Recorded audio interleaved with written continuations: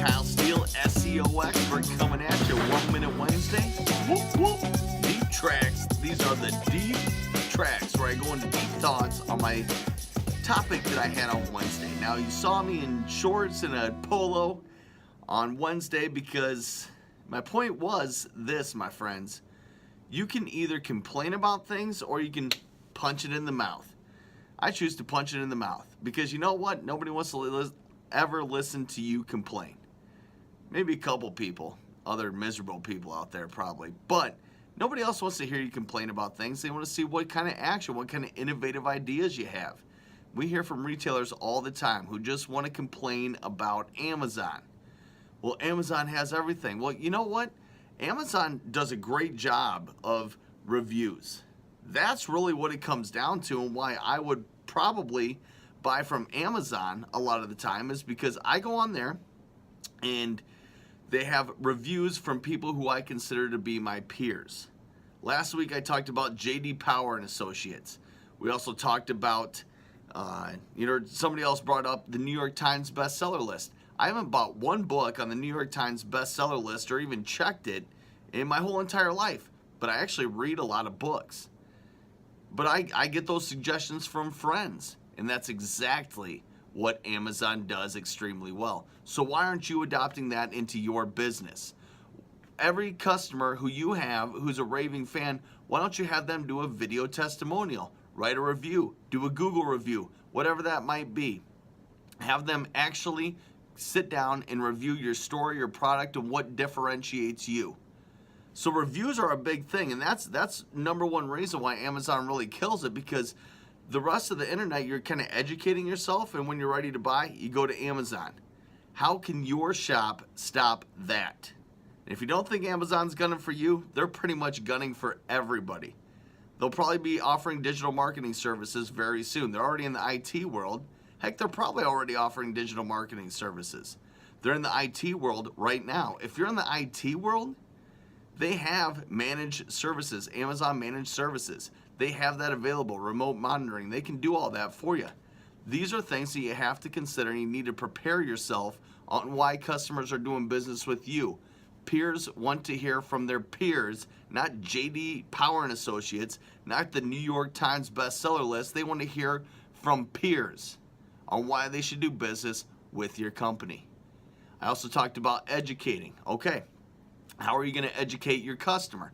Talk to Mary across the street about, she owns the Quilt Block, a quilting place, sewing place, sells high-end Bernina sewing machines. It's the Cadillac of sewing machines. Something I'm not really into, obviously, because I'm not a seamstress by any means, but there's a lot of people into that. And that's actually a really big trend that's coming back. There's a lot of new age parents kind of going back to the old school where they like designing their kids' clothes. They like putting together and seaming, blankets, all that stuff. So I talked to her a little bit about business development for her shop and talked to her how she can differentiate herself.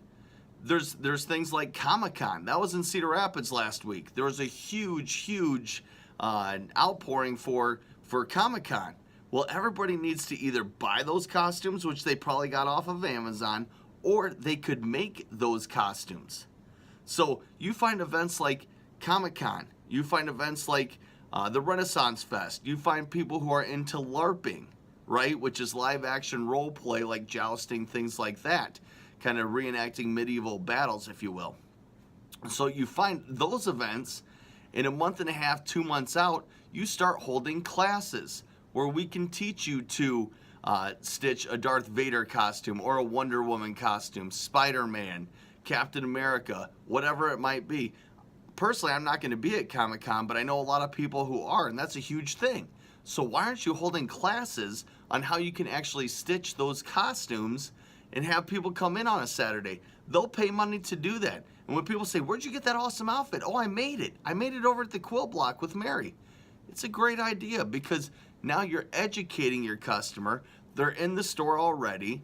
Maybe they're going to buy a Bernina sewing machine. Maybe they'll rent one from you. So you have to be willing just a little bit to change your business model or change how you focus on your customer so you can educate that customer, you can nurture that audience, and they're going to be doing business with you. That's what it comes down to. Nurturing, educating, and differentiating. Amazon's not going to show up in your living room and show you how to do it. And that's something you probably can't learn on YouTube either, because you need to touch and feel that with your hands. So there are things and ways that you can differentiate yourself from Amazon. You just have to give yourself a little bit of thought. You need to sit down and say, what can I do different than Amazon? What's my value add? What do we do different that Amazon can't compete with? And that's how you're going to differentiate yourself. And if you think Amazon's going to be around forever, which I do because they keep evolving, just remember this. Sears was Amazon 30 years ago. What's happening to Sears today? They refused to evolve because they were comfortable. They didn't see Amazon coming. Get out there, stop complaining, and do it. I don't want to hear it. Nobody wants to hear it. All right, till next week, 1 Minute Wednesday. I don't know what we're going to talk about, but you know it's going to be good because it's 1 Minute Wednesday. Whoop, whoop. Deep Tracks.